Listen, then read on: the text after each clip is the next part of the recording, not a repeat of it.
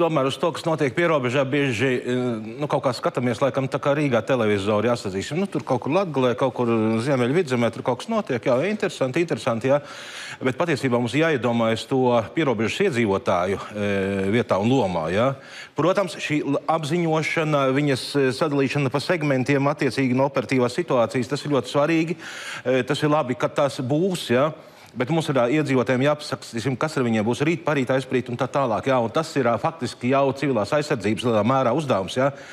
Jo šobrīd, piemēram, manā skatījumā tādās pašās skolās jau bija jāpāriet uz attālinātajām mācībām, jo katru 2., 3. vai 4. vai katru dienu tracināt vecākus, tracināt bērnus vienkārši un no rīta nezināt, kas notiks, kas nenotiks, vest bērnus uz skolu vai kaut tam līdzīgi. Jā. Tas ir viens aspekts, jā. Lai faktiski skolas tālmācību, uz attālināto mācībām. Otra lieta par to pašu civilo aizsardzību. Tas atrisināt arī to, ka šobrīd tos skolēnus sadzen kaut kur vienā telpā skolā. Piedodiet, es esmu bijis Afganistānā, tiklīdz sākās kaut kādas apšaudas riski un tam līdzīgi, tā teikt. Galvenais ir cilvēkus iespējami izkliedēt pa visu, lai kaut kas nenotiktu, jo tad vienā vietā būs lielas problēmas. Ja?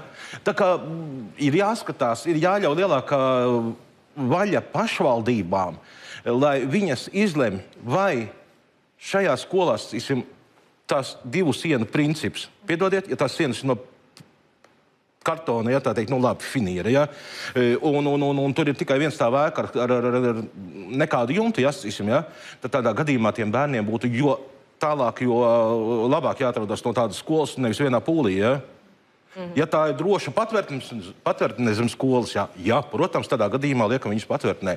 Bet tas, ka tur izskanēja tas, kad atbrauc skolēniem pakaļ vecāki un viņiem neizsniedz to viņu bērnu, jā, šeit ir daudz lietas nesakārtotas, jā, un tur būtu jādod lielāka iespēja un vaļa pašvaldībām izlemt, kādā operatīvā situācijā darboties. Un otrs, kas mums ir, jā, mēs runājam par skolām, jā, bet, piemēram, pansionāti, kur ir guļoši pacienti, slimnīcas, ja, tā teikt, mums ir daudz neatrisinātu jautājumu, kur risinājums ir vajadzīgs tuvākajā laikā.